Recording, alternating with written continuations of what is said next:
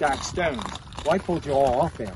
So basically, see how easy it is to get lost now that we're, because there's no, the trail, obviously we can see the trail where these people are.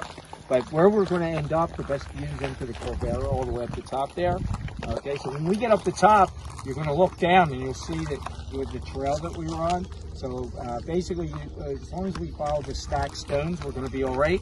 So if you guys look down, you can see the trail we were on. If you look across the way, you can see the horseshoe, you can see the road. See, everybody see the road right there?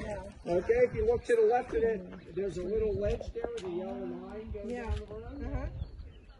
That volcano is really guessing. That whole area in there is the big lava lake.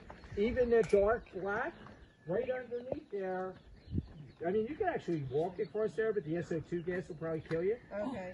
But right underneath there is magma. Okay, you can see the road on the other side at the top. Well, that piece of road connected up there into the 500-car parking lot in the overlook, which is now swimming with the lava. Okay? Crazy. So, all right, we're going to pet the Pulu, then I'll answer any questions you might have.